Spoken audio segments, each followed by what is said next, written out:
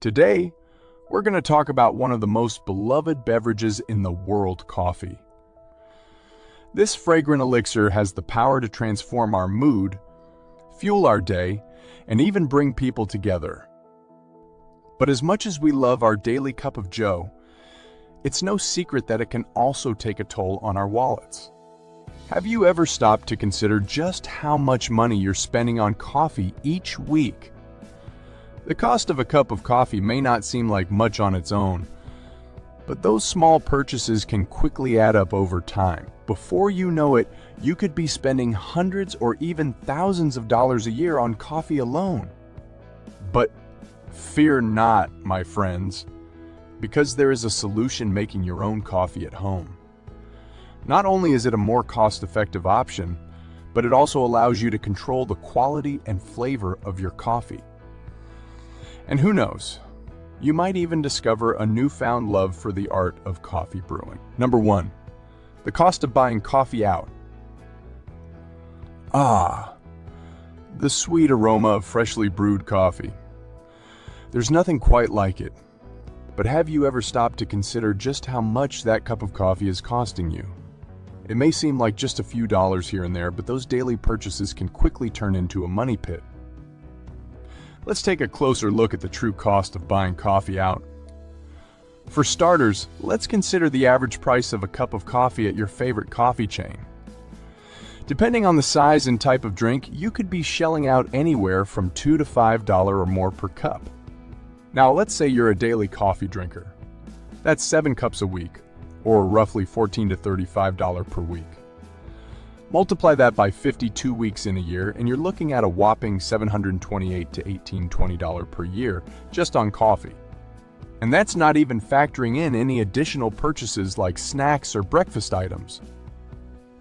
The reality is, buying coffee out can be a major drain on your finances. It may seem like a small expense, but those small expenses can add up quickly. And let's be honest, we all have other things we'd rather be spending our hard-earned money on. But don't despair, there is a solution. By making your own coffee at home, you can save a significant amount of money in the long run. Plus, you'll have the satisfaction of knowing that you're brewing a quality cup of coffee exactly to your liking. So, the next time you reach for your wallet to pay for that $5 latte, remember the true cost of buying coffee out. It may seem like a small expense, but over time it can add up to a significant chunk of change. Number 2, making your own coffee at home.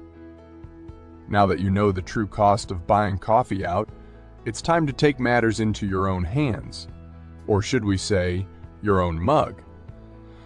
Making your own coffee at home not only saves you money, but it can also be a fun and satisfying experience.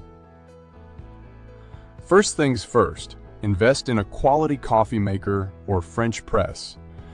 There are a variety of options out there to fit any budget and preference, from classic drip coffee makers to high-tech espresso machines.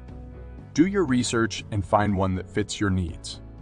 Next, consider the type of coffee beans you want to use. Experiment with different roasts and blends to find your perfect cup of joe. And don't be afraid to grind your own beans for an even fresher taste. Now, it's time to get brewing. Start by heating up some water to the desired temperature, depending on your brewing method. Then add your coffee grounds and let the magic happen. As the aroma of freshly brewed coffee fills your kitchen, take a moment to savor the experience. But why stop at a basic cup of coffee? Get creative and experiment with different flavors and additions. Add some frothed milk for a homemade latte, or sprinkle some cinnamon or cocoa powder on top for an extra touch of flavor. Making your own coffee at home isn't just about saving money. It's about taking control of your coffee experience. You have the power to create the perfect cup of coffee to your liking without having to rely on someone else's interpretation of your preferences. Number 3, creating a coffee budget. For many people, coffee is a daily ritual and a non-negotiable part of their routine. However, those daily purchases can quickly add up and take a toll on your finances. By creating a coffee budget, you can still enjoy your daily cup of coffee without breaking the bank. Start by taking a look at your monthly expenses and figuring out how much you're currently spending on coffee.